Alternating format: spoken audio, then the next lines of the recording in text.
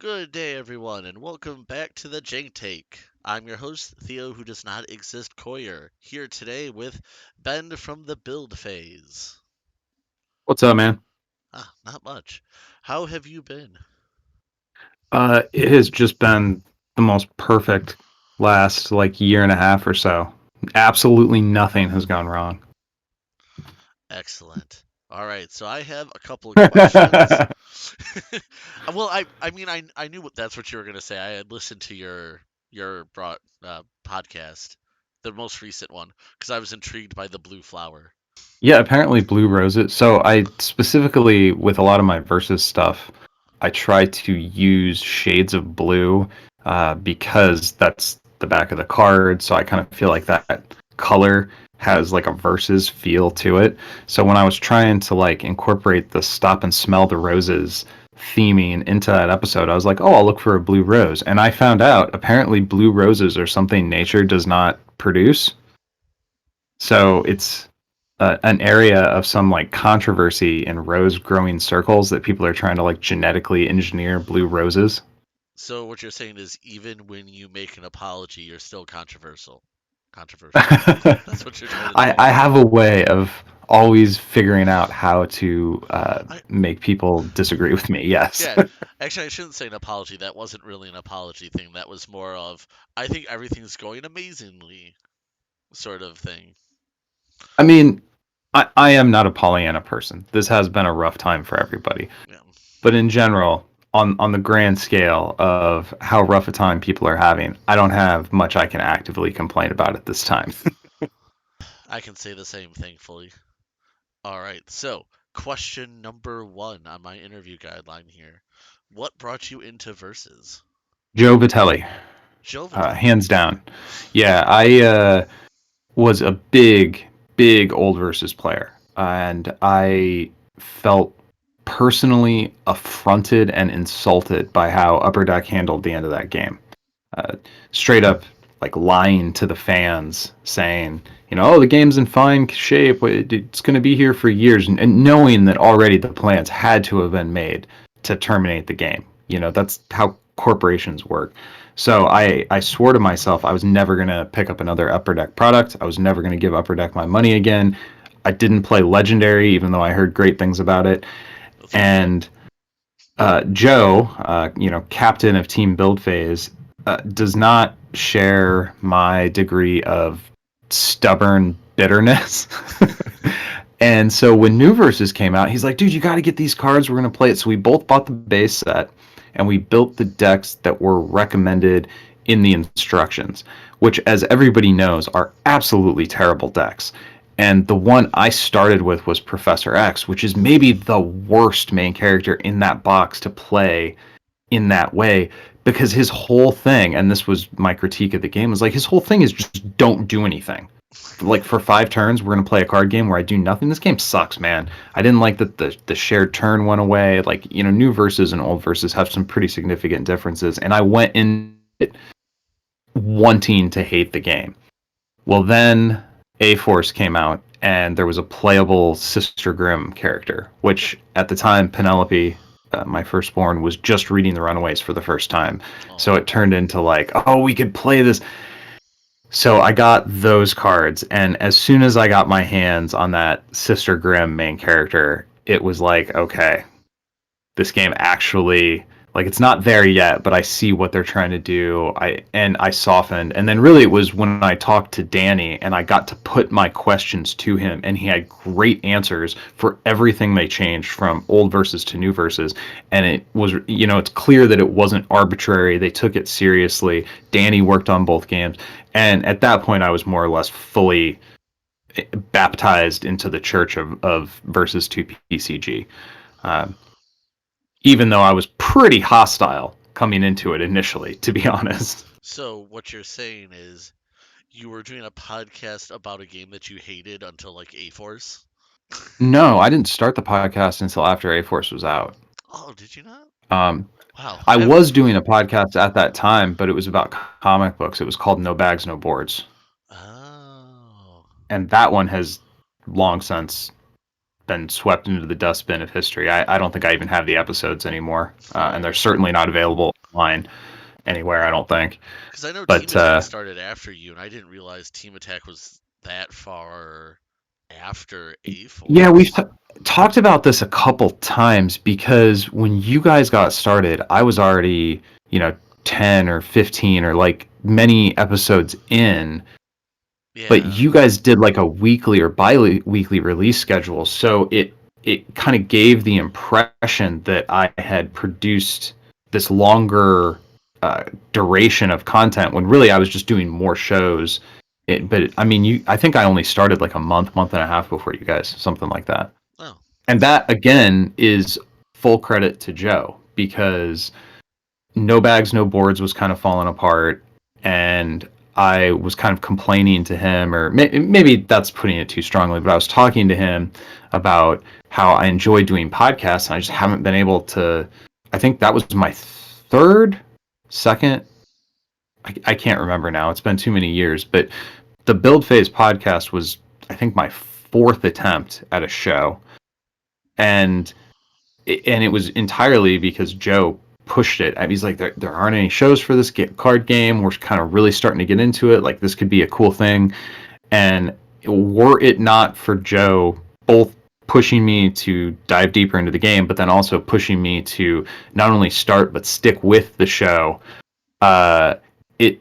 I mean, the show wouldn't be where it's at. So, I when I say Joe is the captain of Team Build Phase, that's not me being flippant or cheeky. Like, he is like the backbone that got this thing off the ground, and continues to do a lot of, like, anytime I need him to help me with something, he's there. So while my voice is the voice that you hear predominantly on the show, it would not be happening were it not for this support team of people that I have helping me. awesome. All right, so now getting into the meat of things. You chose Goliath. Why did you choose him? Because he got killed in such a spectacular fashion during Civil War. And it took a hated character, the clone Thor, which nobody liked anyway. Everybody thought that character sucked. If you I can even think call he's it a character. I think his name's Ragnarok now, as an FYI. Well, I'm gonna keep calling him Chlor. Chlor. That's Okay. how that's gonna Okay. happen. Okay. Just wanted to um, be that nerd.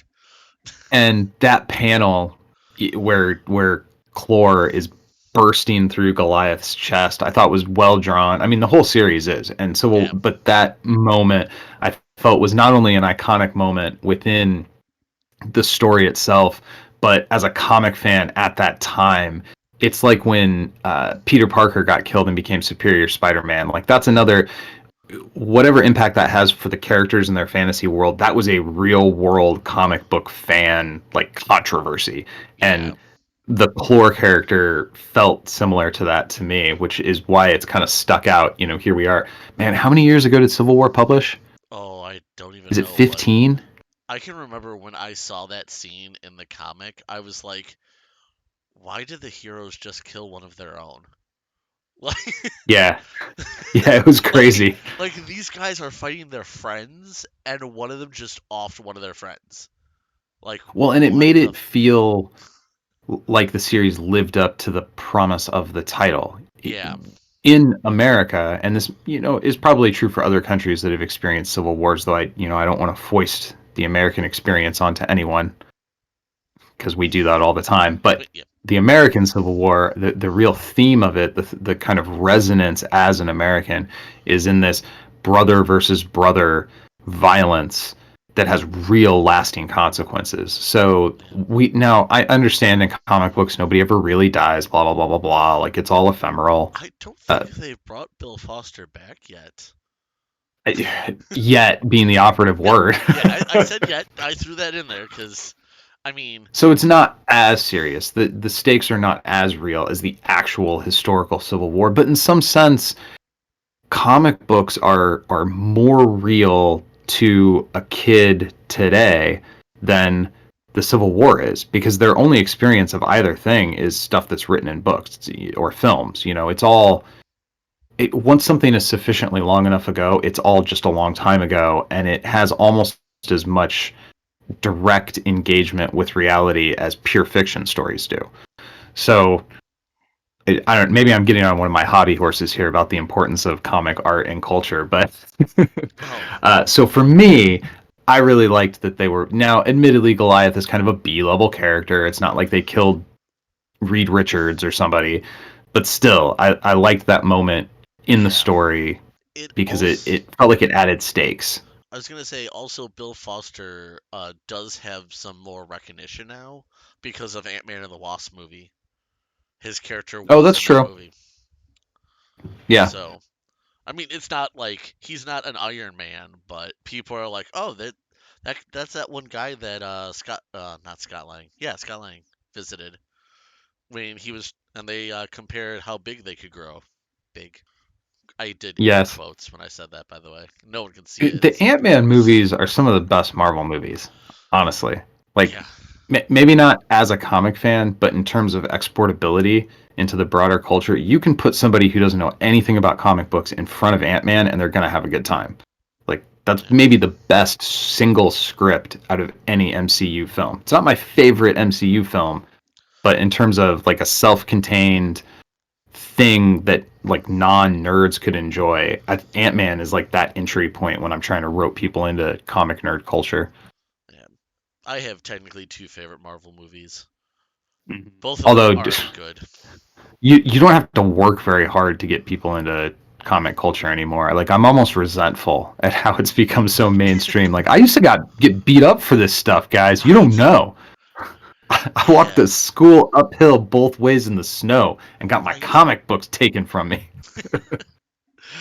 Okay, so what would this card look like if you were to have made it? Like, what So drop would it be? Well, we know it's going to be Secret Avengers, right? yeah, and the specifics as far as where it would need to slot into the curve is not what's interesting to me. Yes, we'll have to give him stats, but like just give him fair stats for the drop. I don't care about that. What I care about is I want this guy to have a power called Martyr. And I want him to, and I need to think about how the balancing of this should work, but my initial draft was something like when Goliath is put into a KO pile, put 2+1 counters on a character on your side. So he's like inspiring the anti-registration for, or you know what it should actually be is put 2+1 counters on an anti-registration character. Mm, And if that character is named Captain America, put 4 instead. But then I also thought like Clore killing Goliath really hurt the pro registrations like PR. So potentially he should also vomit out some -1 counters onto a pro registration guy. And at that point, I think the numbers get a little fuzzy because if he's doing 2 and 2 with 4 for Cap and 4 minuses for Iron Man, that's way too strong for a guy to just die. So maybe it should be put a -1 counter on a pro registration dude, a +1 counter on an anti registration dude, and then maybe double it if the target is Iron Man or Captain America. That seems a little bit more fair. And as so, far as stats, like if he was like a 3 cost 3/3, maybe give him 2 health so that way his power is just a little bit harder to trigger because he has to KO. yeah. And you know what? This is versus. Hang on. If he is KO'd by a character named Thor, then something else happens. I don't know what. Comic book fans squeal with delight. Can that be part of the keyword? Um, so I have Martyr, reaction yellow. I think that should be right. I don't know. Do you think it would mm, be a yellow? Because yellow's sort of the mind, sort of psychic I gain. think So just make it a keyword. I mean, the payment is that your character is dying. okay. Well, you said superpower. You didn't say keyword power. Well, no, I guess technically you said a power. You didn't really define what it Yeah, was. All right. So when Goliath dies, put a +1/+1 on a cap team and a on an -1/-1 on Iron anti-reg, Man. and if that character is Captain America, he gets 2. And then put a -1 on a pro registration guy, and if that character is named Iron Man, he gets 2. Um. And that kind of symbolizes the effect on the Civil War storyline that Goliath had, where his death was a huge PR hit and damaged the pro registration forces by kind of robbing them of their credibility by bloodying their hands in public fashion, whereas it inspired people with what Captain America was doing and the underground movement he was leading. And didn't that directly lead to Spider-Man flipping sides? It's been a Oh while yeah. since I've read it. Spider-Man flipped sides. I want to say Invisible Woman and Human Torch flipped too. Yeah. On the same note, though, Cap lost equal amount of people as well, because there were a lot of people when they saw that happen didn't want anyone to die and were willing to sort of sacrifice themselves.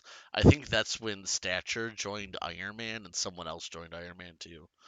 There when Bill Foster died, there was a bunch of crossover. Yeah, I mean it galvanized the community. Whatever their convictions were, it made people realize the stakes were higher than they had initially thought, which is why it's such an important moment Yeah. in the story. I hope we see something like a plot twist representing this moment within the Civil War box, if not a character, because I Yeah. think it's an important just like I hope we see a Stanford incident type plot twist because it's an important moment. So I mean, you could even make him a little bit understated, although then that starts to like so I was sort of he thinking should still probably feel like Goliath, right? so I was sort of thinking like cuz he was only in that sort of one issue and we hadn't seen too much of him. Maybe just like a one drop, 1/4. Give him a bigger butt so it's harder to have it happen and you can't just put him out and send him into his death. Ooh, and grab. Oh, yeah. Because if we give him grab, that kind of fits how he's like this big dude, and the 1/4 I think stat line makes a lot of sense too. Maybe make it a 2 cost 1/4 because he's potentially doing another like Yeah. 4 worth of affecting the board. So in a sense, if you compare that to like Might Makes Right, that takes 2 cards out of your hands to get those 4+1s. Now Goliath isn't going to make 4+1s; he's going to make 2. But with the 2 -1s as well, he's having a Might Makes Right size board impact. Although there's going to be times where if your opponent triggers this power in the right way, there won't be any targets. So it's like Yeah. it has some play around for it, but still at 1 I feel like that's a little too. It should let's make him a 2 cost 1/4. Do we want to go to Scarlet? 1 health. Oh yeah, I was thinking 1 health for sure. Yeah, Uh, probably should be 1 health. yeah. I mean, unless you really want to make him work at it, because technically the 2 healths are for people who have tougher skin or invulnerability, which a gigantic character would possibly have. Oh yeah, my only consideration in 2 health was just making it harder for the player who played this card to get the payoff effect of him dying. But Uh, thematically, you make a good point that this guy does not deserve 2 health, yeah. especially with how Clore took him out. Oh god, it was just so brutal. All Yeah. right. So I think that's about fleshed out. I really like it, especially that we added grab. I feel like that was a necessity in there that I didn't think about. Much like Big Lebowski's rug, it tied the whole thing together. Yeah. All right. So then my last question for you is how does it feel to be in this weird contest? Your mic cut out right in that question. Oh, I yeah. heard how and then nothing. I'm going to blame Discord for some of the weird microphone nonsense. Um Sure. how does it feel to be in this weird contest? Uh, I mean, I think it's cool. I kind of watched you have the idea in real time and kind Yeah. of flesh it out, like, and that was kind of cool. It's kind of hard because the incentive. So, like, if you're really trying to win, the incentive is just pick the most obscure character that you know isn't going to get a card. But that kind of violates like the spirit of the fun of what you were trying to do. Yeah. So I think you were able to keep it fun by being like a little bit like making sure that everybody who I don't know how much control you had over that, but it feels like everybody who joined in like acknowledge, hey, we're not just trying to game the system, we're trying to have fun with this. Yeah. Um, so I think it's cool. I wish there was more stuff like this all the time in the versus. I wish there was so much stuff going on in the versus community that I couldn't keep up with it. It's already hit the tipping point where I can't participate in all of it, but I want it to be so busy that I don't even have time to think about all of it. That's where I want. That's the level of success I want versus to have. where kind of like with Marvel Champions, there's just so much activity in that Facebook group. I couldn't keep up with it if I wanted to. You know what I mean? Yeah, Like that's where I want Versus to be. That level of success. Which is weird for me to be wishing that level of profit onto Upper Deck, which is a company that I started this whole conversation saying that I was really mad at for a long time. To uh, be fair, Upper Deck Entertainment was the company that mishandled the end of old Versus, and true. new Versus is published just by Upper Deck. Yeah, just my upper deck. Although to also be fair, a lot of the same people at UDE were anyway. I don't want to get into all that. Yeah, so no, it's just we've never really had a competition like this before. And it's weird that like to participate you don't have to make a deck, you don't have to go up against people. You're just picking a character and seeing where it goes. So, Yeah, um and when I initially yeah. had this I think it was a idea, fun idea, man. I wanted everyone in the versus community involved and I was like, "Oh no, that would be nuts." Uh Yeah. and I Well, and did at that point, it reaches where we are a group of mostly competitive people. Like the most active people in the versus community are competitive players.